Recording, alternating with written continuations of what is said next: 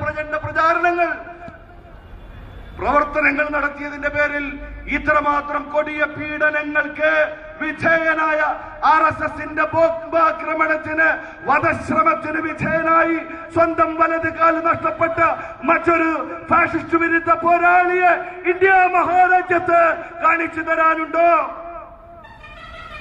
നീണ്ട 10 കൊല്ലത്തോളം കോയമ്പത്തൂർ ജയിലിൽ ചെയ്യാത്ത കുറ്റത്തിന് ഫാഷിസ്റ്റുകളുടെ NDA ഗവൺമെന്റ് BJPയുടെ NDA ഗവൺമെന്റ് കേന്ദ്രത്തിൽ അധികാരത്തിൽ വന്ന് ഒരാഴ്ച മാത്രം പിന്നിടുമ്പോഴാണ് 98 മാർച്ച് 31 അബ്ദുൽ നാസർ മദനി അകാരണമായിട്ട് തമിഴ്നാട്ടിലേക്ക് NDAയുടെ ഘടകകക്ഷിയായി ഭരിക്കുന്ന തമിഴ്നാട്ടിലേക്ക് നാടുകടത്തി അവിടെ ജയിലിലടച്ച് 10 കൊല്ലം പീഡിപ്പിച്ചത്.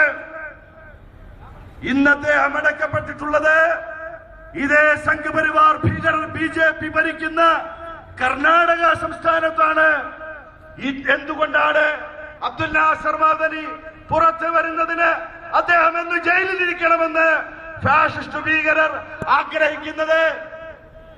ഈ സമുദായത്തെ രാജ്യദ്രോഹികൾ എന്ന് വിളിക്കുമ്പോ മറുപടി പറയാൻ മറ്റൊരാളില്ല ഇവിടെ.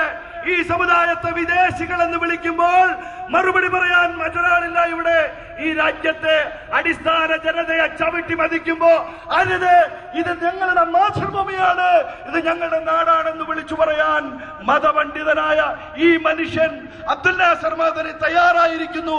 ഊർജ്ജസ്വലനായ ഈ മനുഷ്യന് വെറുതെ വിട്ടുകൂടാ എന്ന് ഫാഷിസ്റ്റ് ഭീകരന്മാർ ആഗ്രഹിക്കുന്നു.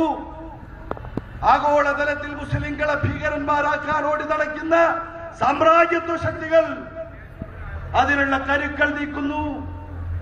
സാമ്രാജ്യത്വ ശക്തികളോടൊപ്പം ഭീകരവിരുദ്ധ പോരാട്ടമെന്ന മുസ്ലിം വിരുദ്ധ യുദ്ധത്തിൽ പങ്കാളികളായ ഇന്ത്യ ഗവൺമെന്റ് ഭരണകൂടം അതിന് ഒത്താശകൾ ചെയ്തുകൊണ്ടിരിക്കുന്നു.